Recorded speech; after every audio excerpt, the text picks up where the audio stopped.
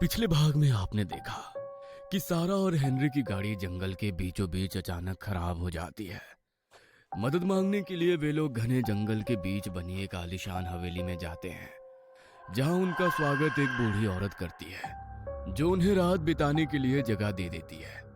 सारा और हेनरी अपने अपने बिस्तर पर लेट जाते हैं। आधी रात को जब सारा की नींद खुलती है तो वो देखती है कि हेनरी अपने बिस्तर से गायब हो चुका है। सारा हेनरी को ढूंढने का प्रयास करती है और उसी क्षण उसे समझ में आ जाता है कि इस हवेली में आकर उन्होंने बहुत बड़ी गलती कर दी है, क्योंकि वो उस हवेली में आकर फंस चुके हैं। अब आगे इस कमरे से इतनी दुर्गंध है कि अगर मैं कुछ देर और यहाँ रही तो इस बदबू से मेरा दिमाग सड़ जाएगा।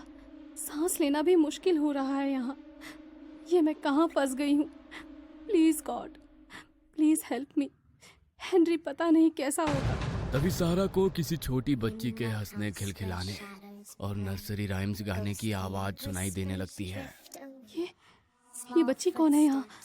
क्या मेरे अलावा कोई और भी फंसा हुआ है यहाँ पर? क्या वाकई इस हवेली में उस बुढ़िया की कोई पोती रहती है? हो सकता है कि बच्ची अपनी दादी की तरह ना होकर थोड़ी नॉर्मल हो। हाँ। सारा उठकर कमरे की हॉल में से बाहर झांकने की कोशिश करती है। बाहर उसे एक 5 साल की छोटी सी बच्ची उछल कूद करती हुई नजर आती है। ये बच्ची तो एकदम नॉर्मल लग रही है। इस बुढ़िया की पोती यही है क्या? इस बच्ची से पूछती हूँ यहाँ से बाहर निकलने का रास्ता किधर है। हो सकता है कि मेरी कुछ मदद कर सके। सारा धीरे से अपना दरवाजा खोलती है और सामने खेल रही बच्ची को आवाज लगाती है। बेटा, बेटा सुनो, क्या तुम मुझे यहाँ से बाहर निकलने का रास्ता बता सकती हो? तुम इस हवेली में रहती हो क्या? सारा की आवाज सुनकर अभी तक दरवाजे की ओर पीठ करके खेल रही बच्ची सारा की ओर मुड़कर देखती है। उस बच्ची को देखकर सारा के मुंह से एक जोरदार चीख निकल जाती है। बच्ची का पूरा चेहरा खून से लथपथ था। सर के ऊपर एक गहरी चोट का निशान दिखाई दे रहा था। ऐसा लगता था किसी ने भारी भरकम चीज उसके सर में दे मारी हो। अपने सर से बहते खून से बेखबर वो बच्ची आराम से वहां बैठी हुई थी।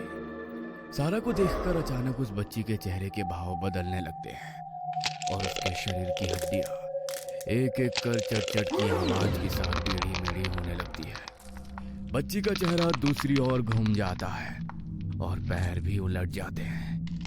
ये सब देखकर सारा का दिल उछलकर मानो उसके मुंह में आ गया था। रोते हुए वो वहां से भागना शुरू कर देती है। पीछे से उसे फिर से उस लड़की की नर्सरी राइम्स गाने और डरावनी हंसी हंसने की आवाज सुनाई देने लगती है।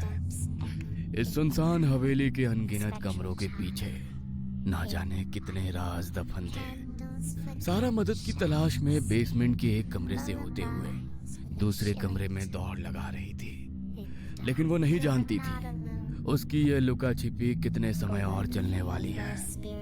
एक सुनसान से दिखाई देने वाले कमरे में सारा जाकर सिमटकर एक कोने में बैठ जाती है और आसपास हो रही हलचलों पर बारीकी से नजर रखने लगती है।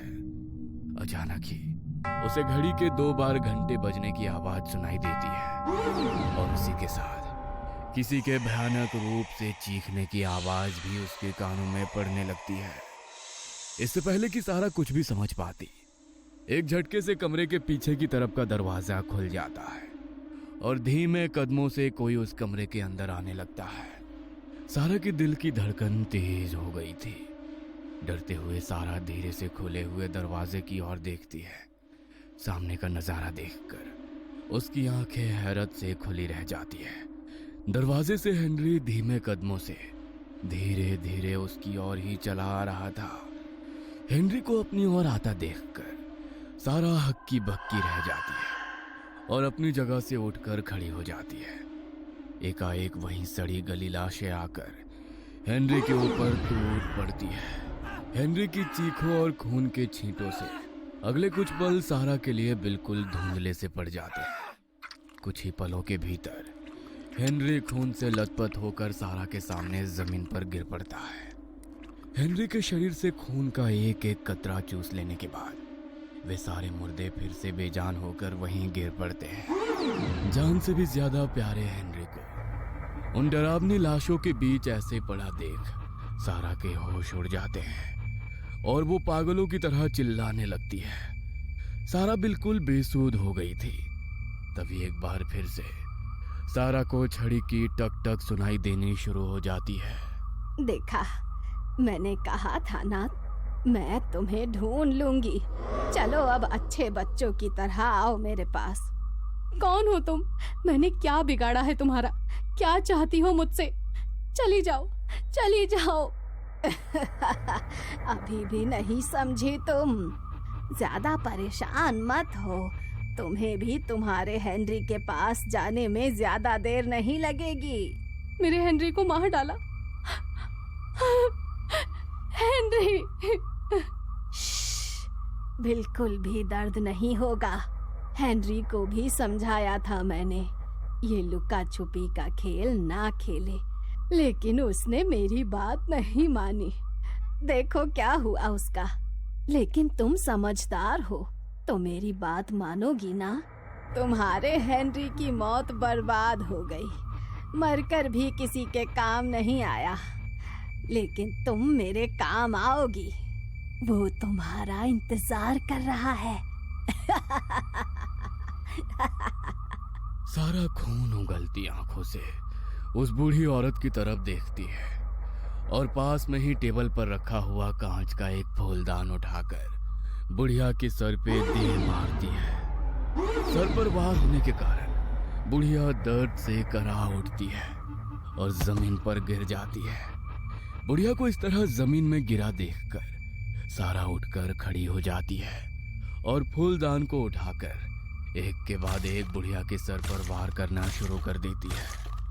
बुढ़िया का चेहरा खून से बुरी तरह लथपथ हो चुका था। कुछ ही पलों में उसका शरीर बिल्कुल शांत पड़ गया था। बुढ़िया के शरीर में कोई हलचल होते ना देखकर सारा पागलों की तरह हंसने लगती है।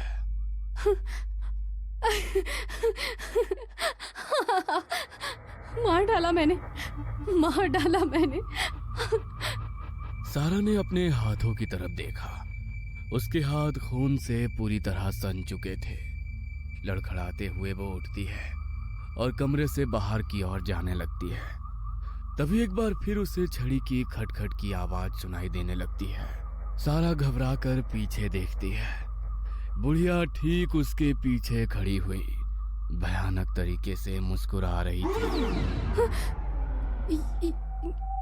ये कैसे हो सकता है? तुम तो मर गई थी ना? मैंने खुद तुम्हें मारा है। तुम जिंदा कैसे हो सकती हो? सारा के इतना कहते ही बुढ़िया और जोर जोर से हंसने लगती है और अपने सर पर लगे जख्मों से रिश्ते खून पर हाथ फिराकर उसे किसी नरभक्षी जानवर की तरह चाटने लगती है। नहीं, ये सच नहीं हो सकता। नहीं। सारा कमरे से बाहर की तरफ भागने की कोशिश करती है, लेकिन तभी उसे वो बुढ़िया अपने ठीक सामने खड़ी हुई नजर आती है। बहुत हुआ, अब बस भी करो ये हाइड एंड सीक। एक बूढ़ी औरत को इतना परेशान करना कोई अच्छी बात है क्या? तुम इंसान नहीं हो सकती। अभी तो तुम मेरे पीछे थी ना, इतनी जल्दी यहाँ कैसे आ गई तुम? ओह गॉड, ये सब क्या हो रहा है मेरे साथ? सारा का दिमाग इस समय कुछ भी सोचने समझने की शक्ति खो चुका था। अभी अभी जो उसने अपनी आंखों से देखा, अपनी आंखों से भी उस पर विश्वास कर पाना उसके लिए बहुत कठिन था। तो क्या ये बूढ़ी औरत और उसकी पोती मर चुके हैं और उनकी आत्मा इस हवेली में भटक रही है? और वो मरे हुए लोग जिनकी डेड बॉडी अभी कुछ देर पहले उसने एक कमरे में देखी थी, जिन्होंने उसकी आंखों के सामने उसके पति को किसी राक्षस की तरह मार डाला। दर्जनों सवाल एक साथ सारा के दिमाग में घूम रहे थे। इससे पहले कि सारा इन सवालों का जवाब ढूंढ पाती, वो बूढ़ी औरत अपनी स्टिक को हवा में लहराती है और सारा की गर्दन पर एक जोरदार वार कर देती है। लोहे की छड़ी से गर्दन पर चोट लगते ही सारा जमीन में गिर पड़ती है और उसके सर से खून बहने लगता है। कुछ पलों में सारा अपने होश खो चुकी थी। दूसरी ओर मॉम, डैड, कहाँ हो आप लोग? ना आपका फोन लग रहा है, ना आपकी कोई खबर मिल रही है। मैं करूँ तो आखिर करूँ क्या? नताशा के पेरेंट्स को गायब हुए 1 सप्ताह बीत चुका था। नताशा ने अपनी तरफ से अपने पेरेंट्स के बारे में पता लगाने की पूरी कोशिश की थी, लेकिन कुछ भी पता नहीं लग पा रहा था। पुलिस भी जांच करके थक गई थी, लेकिन अभी तक पुलिस के हाथ में भी कुछ नहीं लग पाया था। हेनरी और सारा पुलिस की फाइलों में गुमशुदा होकर बंद हो गए थे। कोई नहीं जानता था कि आखिर बीच रास्ते से वो दोनों कब और क्यों और कैसे गायब हो गए। पुलिस अपनी तरफ से ये केस लगभग बंद कर चुकी थी। एक दिन अचानक सारा के मोबाइल से भेजे हुए मैसेज उसकी बेटी के मोबाइल पर रिसीव हो जाते हैं। मॉम ने मुझे एक लोकेशन भेजी है। इसका मतलब मॉम और डैड यहाँ पर रुके हुए हैं। लेकिन फिर मॉम ने ऐसा क्यों कहा कि पता नहीं वो अब तक होंगी या नहीं। कहीं वो दोनों किसी बहुत बड़ी मुसीबत में तो नहीं फंस गए हैं। नहीं मॉम, मैं आप दोनों को कुछ नहीं होने दूंगी।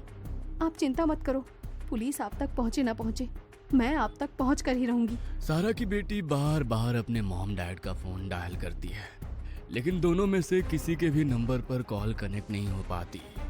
पता नहीं अब कॉल कनेक्ट क्यों नहीं हो रहा है। बार बार आउट ऑफ कवरेज एरिया दिखा रहा है।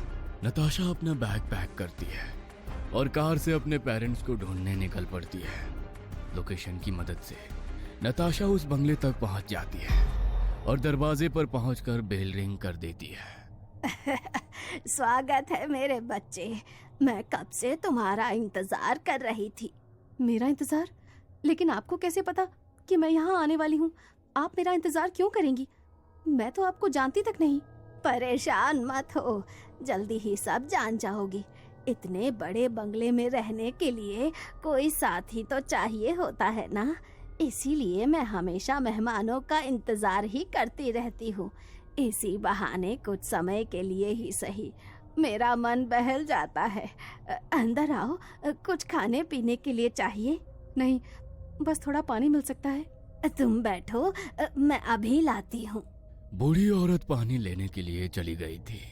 तभी नताशा को किसी छोटी बच्ची के हंसने खिलखिलाने और राइम्स गाने की आवाज सुनाई देने लगती है। अभी तो इन्होंने कहा कि ये बंगले में अकेले रहती हैं, फिर अचानक ये बच्चा कौन है? कुछ ही देर में बुढ़िया पानी का गिलास लेकर उसके सामने खड़ी हो जाती है। ये कैसा पानी है? इसमें से तो गंदी बदबू आ रही है। छी, ऐसा लगता है कोई जानवर इसमें गिरकर मर गया है। रुको, मैं अभी तुम्हारे लिए दूसरा गिलास लेकर आती हूँ। शायद कुछ गिर गया होगा। रहने दीजिए, मेरी पानी पीने की इच्छा ही खत्म हो गई है। आप प्लीज कोई रूम दे दीजिए रात में रुकने के लिए। अब हाँ हाँ जरूर, ये देखो, ये तुम्हारा कमरा है। मॉम डैड यहाँ पर करने क्या आए होंगे? क्या करूँ? इस बूढ़ी औरत से ही पूछ लूँ क्या अपने मॉम डैड के बारे में? ये घर मुझे इतना मिस्टीरियस सा क्यों लग रहा है? पहले फ्रेश हो जाती हूँ, उसके बाद पता लगाने की कोशिश करती हूँ। नताशा बाथरूम में जाती है और मुंह हाथ धोने के बाद बाथरूम का दरवाजा खोलने की कोशिश करती है। ये दरवाजा लॉक कैसे हो गया? कोई है? कोई है? मदद करो, मैं यहाँ फंस गई हूँ। नताशा बाथरूम का दरवाजा पीट पीट कर मदद के लिए पुकार रही थी, लेकिन जैसे उसकी पुकार सुनने वाला वहाँ कोई भी नहीं था। खोलो दरवाजा, मैं कहती हूँ मुझे बाहर निकालो, कोई है? नताशा रोते हुए एक बार फिर से बाथरूम के दरवाजे में लात मारती है।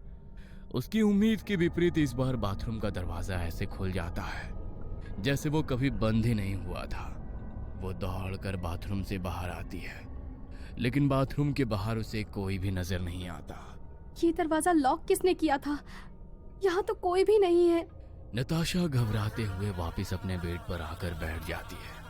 तभी उसे अपने कमरे में उड़ती हुई एक मधुमक्खी नजर आती है। मधुमक्खी बार बार आकर नताशा के कान के पास आकर गुनगुन की आवाज कर रही थी। तभी मधुमक्खी नताशा के कान में डरावनी आवाज में उसका नाम फुसफुसाने लगती है। नताशा। क्या क्या मैंने अभी सुना? मधुमक्खी ने मेरा नाम पुकारा। नताशा घबराकर दरवाजे की ओर जाती है और जैसे ही दरवाजा खुलता है सामने उसे वही बूढ़ी औरत खड़ी हुई नजर आती है। आप यहाँ? तुम्हारे लिए पानी का जग लाई थी। क्या हुआ, तुम घबराई हुई नजर आ रही हो? वो पता नहीं किसने मुझे बाथरूम में लॉक कर दिया था। सो जाओ, पुराना घर है, कभी कभी हो जाता है। नताशा वापस अपने कमरे में आकर लेट जाती है, लेकिन अब उसकी आंखों में नींद नहीं थी। ये हवेली अब उसे बहुत ही डरावनी महसूस हो रही थी। सर्च शुरू करती हूँ। वो बुढ़िया भी अभी तक सो गई होगी। कहीं ऐसा तो नहीं इस बुढ़िया ने ही मॉम डैड को यहाँ पर कैद करके रखा हो। लेकिन ये ऐसा क्यों करेगी? क्या नताशा अपने मॉम और डैड का सच जान पाएगी? आखिर क्या है इस हवेली का रहस्य? जानने के लिए देखना ना भूले वेलकम होम पार्ट 3।